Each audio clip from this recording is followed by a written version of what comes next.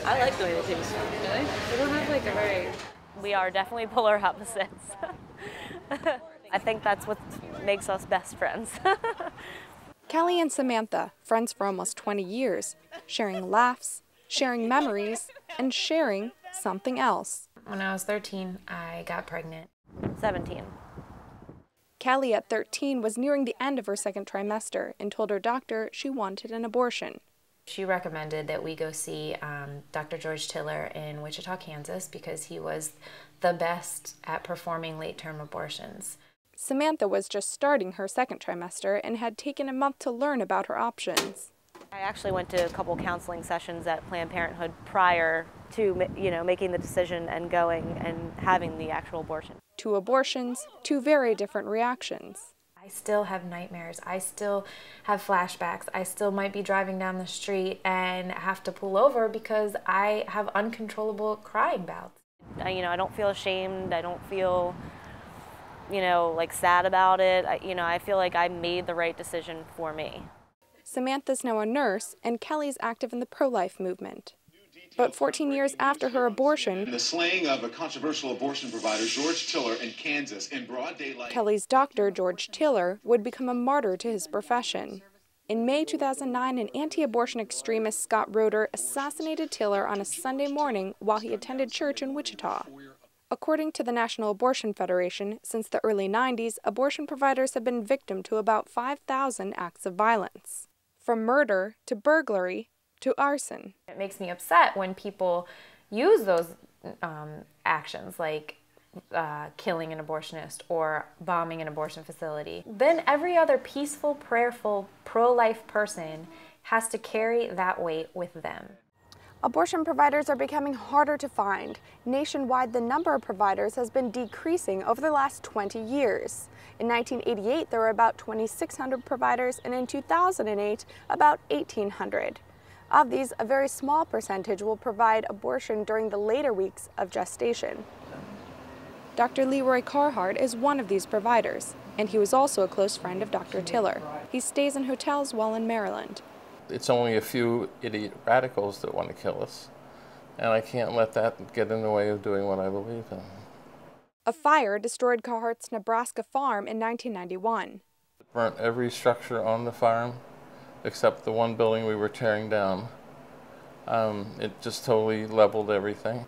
He got a letter in the mail the next day. We have a letter postmarked in the morning before the fire was reported stating why it was justified to kill horses because I killed babies. At least 4 states now ban later-term abortions from after 20 weeks of pregnancy.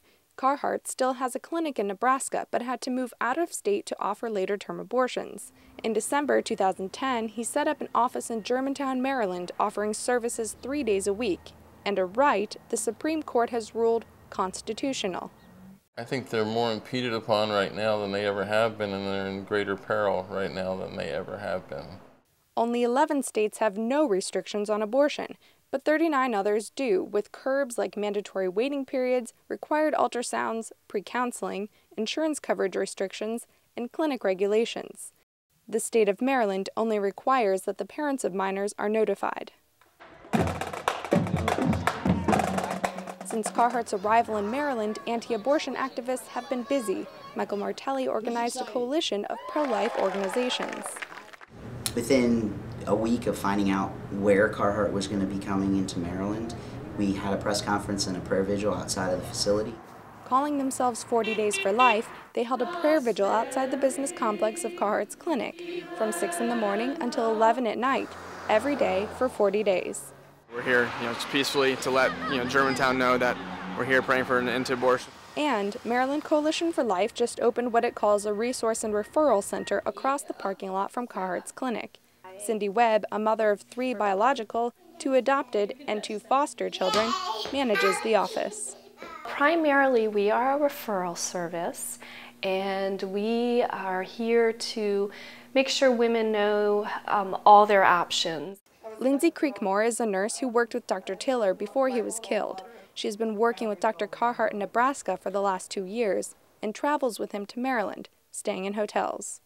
The people that tell me that they'll pray for me, I don't mind them. The ones that tell me that I'm a murderer,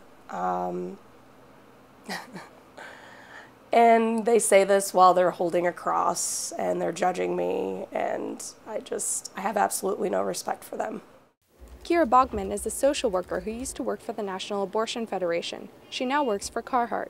There's different layers. I call them different layers of antis. There's the antis that just go and pray in front of the clinic, and honestly, they don't bother me. They can just sit there and pray all they want, and I'll just walk right by them. The antis that bother me are the ones that hold up huge aggressive signs, the ones that yell at women, the ones that yell at me, the ones that, you know, jump out in front of cars. Back at the vigil outside Dr. Carhartt's abortion clinic, Grace Morrison has brought her 6 children to protest every Monday, Tuesday, and Wednesday since the clinic opened.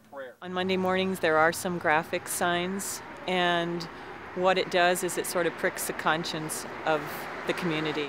Kelly, although now a pro-life activist, has been on the other side of the fence herself. I think that there are more appropriate ways to spark thought, to maybe catch that woman from making that decision, but I don't think that that the graphic images are the way to go. We do want the people that are across the street from us to know that we wish them no harm. We certainly do wish a change in their life, and we do pray for the people that are across from us. We pray for Dr. Carhartt, we pray for the employees.